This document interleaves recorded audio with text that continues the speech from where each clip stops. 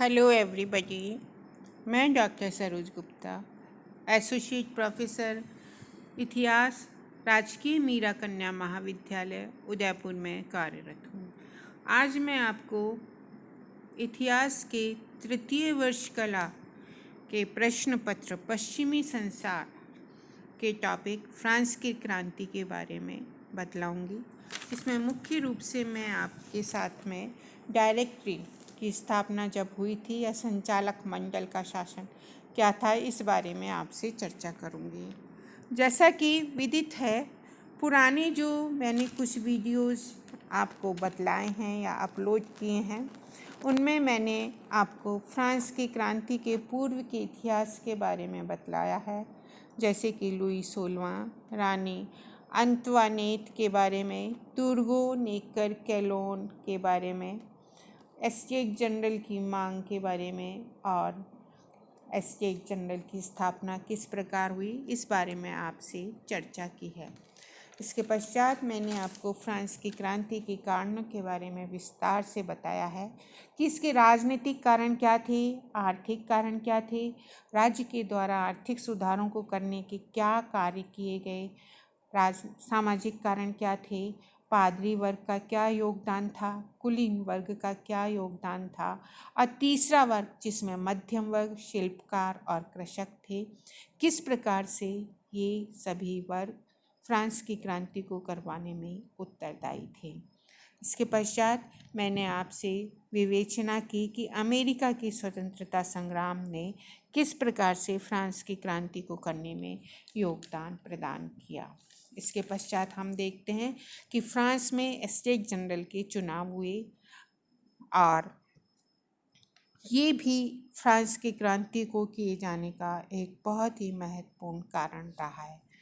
हमने Montesquieu, Rousseau, Voltaire, क्वेसेनी, डिडरो, पेरेबेली इत्यादि दार्शनिकों और विचारकों के योगदान का भी अध्ययन किया है और मैंने आपको अपने वीडियोस में इनके विचारों के बारे में बतलाया है कि किस प्रकार से इन दार्शनिकों ने फ्रांस की क्रांति को बढ़ावा देने, उसको करने में अपना महत्वपूर्ण योगदान दिया। फ्रांस की क्रांति के आरंभिक घटनाएं कौन कौन सी थी? सबसे महत्वपूर्ण घटना थी एस्टेट्स जनरल का अधिवेशन हुआ था, टेनिस कोर्ट की शपथ, राष्ट्रीय सभा के तीनों सदनों का अधिवेशन एक साथ बुलाए जाने की का निश्चय भी किया गया। और सबसे महत्वपूर्ण घटना जो कि इस काल में घटित हुई और जो कि मुख्य रूप से फ्रांस की क्रांति की सबसे प्रमुख घटना के बारे में के रूप में मानी जाती है, वो है बास्तिल का पतन। क्रांति का प्रसार हुआ और राष्ट्रीय संविधान सभा की स्थापना हुई। तो राष्ट्रीय संविधान सभा के 2-3 मुख्य कार्य थे, जैसे कि सामंत प्रथा की समाप्ति की घोषणा इसके द्वारा की गई, मानव अधिकारों की घोषणा भी इसके द्वारा की गई, नई संविधान का निर्माण किया गया, पादरियों के लिए लौकिक विधान बनाए गए, आर्थिक सुधार किए गए और नारियों की भीड़ द्वारा वर्साई के महल को इसी काल में घेर लिया गया। राजा द्वारा फ्रांस से भागने का असफल प्रयास किया गया। इसके पश्चात मैंने आपको बतलाया कि अक्टूबर 1791 से सितंबर 1792 तक फ्रांस में विधानसभा ने कार्य किए। विधानसभा के सामने क्या क्या कठिनाइयाँ थी, विधानसभा के आंतरिक कार्य क्या थे, फ्रांस और ऑस्ट्रिया का किस प्रकार से आपस में विरोध बढ़ता गया, ऑस्ट्रिया और प्रशा के विरुद्ध फ्रांस ने क्यों युद्ध किया और लुई को राजपद से निलंबित कर दिया गया, इन सब के बारे में मैंने आपसे विस्तृत में चर्चा की है। लास्ट वीडियो में मैंने आपको बतलाया कि राष्ट्रीय सम्मेलन फ्रांस में बुलाया गया। तो राष्ट्रीय सम्मेलन का गठन किस प्रकार किया गया, उसकी कठिनाइयाँ क्या थी, उसका स्वरूप क्या था और इसने राजा के भाग्य का क्या निर्धारण किया कि राजा को फांसी की सजा दे दी गई। जिरोंदिस्ट और जैकोबिन गुटों के मध्य संघर्ष हुआ, आतंकवाद का शासन स्थापित हुआ, शिक्षा में सुधार, आर्थिक सुधार, कानूनी समानता इत्यादि इस समय आई। नए संविधान का निर्माण हुआ। ये हम हमारे पुराने वीडियोस में डिस्कस कर चुके हैं। आज इस वीडियो में मैं आपको बतलाऊंगी कि फ्रांस की क्रांति के पश्चात 27 अक्टूबर 1795 से 19 अक्टूबर 1799 या 1799 तक संचालक मंडल या डायरेक्टरी का शासन रहा। तो इसके प्रमुख समस्याएं थी, आर्थिक सुधार कौन कौन सी थी, विदेश नीति क्या थी, इत्यादि के बारे में आज हम इस वीडियो में चर्चा करेंगे। राष्ट्रीय सम्मेलन द्वारा बनाए गए संविधान के अनुसार संचालक मंडल या डायरेक्टरी ने 27 अक्टूबर 1795 को कार्यभार संभाल लिया। सरकार की शक्ति अभी भी जैकोबिन दल के हाथ में थी, किंतु उसके विरुद्ध प्रतिक्रिया आरंभ हो गई थी। अब डायरेक्टरी की प्रमुख समस्याएं क्या थी? इसे अनेक समस्याओं का सामना करना पड़ा। ये समस्याएं डायरेक्टरी को राष्ट्रीय सम्मेलन में विरासत में मिली। राष्ट्रीय सम्मेलन देश में पूर्ण रूप से शांति व व्यवस्था स्थापित नहीं कर सका था। जैकोबिन दल ने क्रांति को एक ध्वंसात्मक स्वरूप प्रदान किया। इसको समाप्त करके रचनात्मक कार्यों में देशवासियों को लगाना डायरेक्टरी का प्रमुख कार्य था।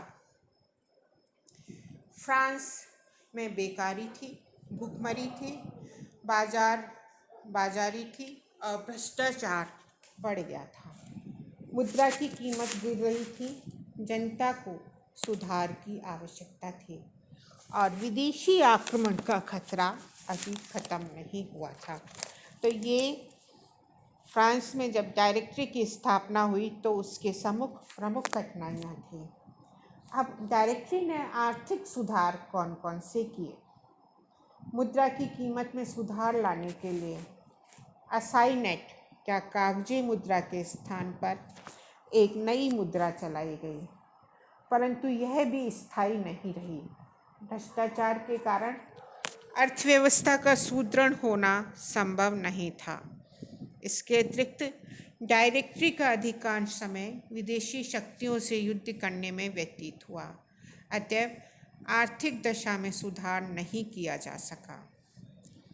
प्रवासियों और पादरियों के विरोध का भी सामना करना पड़ा। प्रवासियों की संपत्ति जब्त करने की कार्रवाई के विरोध की चिंता डायरेक्टरी ने नहीं की।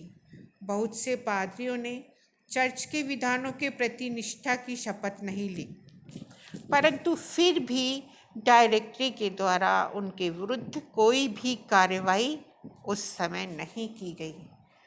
डायरेक्टरी के समय पर या डायरेक्टरी का विदेश नीति क्या थे? डायरेक्टरी युद्ध को समाप्त कर फ्रांस की सुरक्षा को आश्वासित करना चाहती थी। वह यूरोप में शांति की इच्छुक थी, किंतु फ्रांस के शत्रुओं ने उसे युद्ध में उलझाए रखा। 1795 या 1795 के अंत में कार्नो ने एक युवा सेनापति नेपोलियन को ऑस्ट्रिया और सार्डिनिया को हराने का कार्य सौंपा।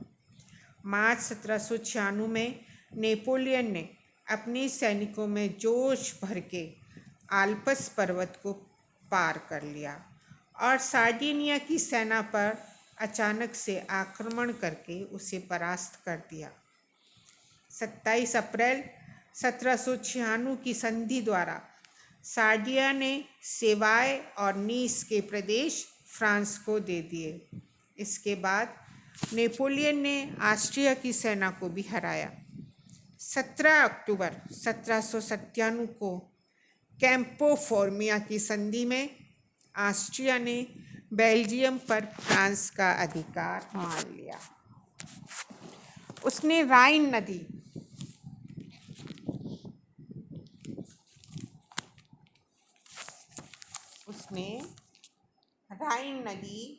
का पश्चिमी किनारा भी फ्रांस को दे दिया।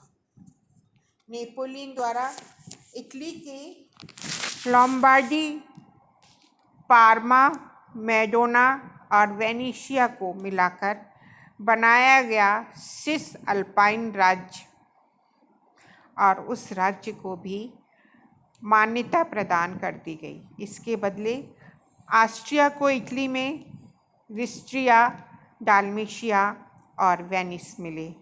इतिहासकार हेज के अनुसार इस संधि के कारण नेपोलियन की चर्चा समस्त फ्रांस में होने लगी थी। नेक्स्ट जो इम्पोर्टेंट अचीवमेंट डायरेक्टरी की हुई वह था मिस्र पर नेपोलियन का अधिकार हो गया और नील नदी का युद्ध हुआ। अब ये जो गुट था, इस गुट में इंग्लैंड अकेला पड़ गया। उसको हटाने का कार्य नेपोलियन को सौंपा गया। ब्रिटेन पर सीधा आक्रमण करने अथवा यूरोप से उसके व्यापारिक संबंधों को समाप्त करने की योजनाओं के स्थान पर नेपोलियन ने उसके पूर्वी साम्राज्य पर अधिकार करने की योजना बनाई। मई 1789 में यह तीलो के बंदरगाह से 38,000 सैनिक लेकर रवाना हुआ। कौन? नेपोलियन तूलो के बंदरगाह से 38,000 सैनिक लेकर रवाना हुए और उसने मिस्र पर अधिकार कर लिया। इंग्लैंड ने उसका मुकाबला करने के लिए एडमिरल नेल्सन को भूमध्य सागर में भेजा। अगस्त 1798 में नेल्सन ने नील नदी के युद्ध में नेपोलियन को परास्त कर दिया। नेल्सन की विजय के समाचार सुनकर इंग्लैंड, ऑस्ट्रिया, रूस, नेपल्स व पुर्तगाल ने फ्रांस के विरुद्ध दूसरा गुट बनाया। नेपोलियन की अनुपस्थिति में यूरोप में युद्ध आरंभ हो गया। इस समय फ्रांस काफ़ी कठिनाई में था, अतः नेपोलियन ने फ्रांस लौटकर डायरेक्टरी का अंत कर दिया और 3 कौंसल नियुक्त किए और उन 3 कौंसलों में एक वह स्वयं भी था। कौंसिल में प्रथम स्थान होने के कारण फ्रांस की समस्त सत्ता अब नेपोलियन के हाथ में आ गई। युद्धों में उलझे रहने के कारण हम देखते हैं कि डायरेक्टरी देश की आंतरिक स्थिति को सुधारने में असफल रही थी। जनता उससे ऊब गई थी। वह एक प्रभावशाली सरकार चाहती थी। नेपोलियन ने इस स्थिति का लाभ फ्रांस में उठाया। उसने अपनी बढ़ती हुई लोकप्रियता का लाभ उठाया और डायरेक्टरी के अस्तित्व को पूर्ण रूप से समाप्त करके अपना शासन स्थापित किया। Thank you very much.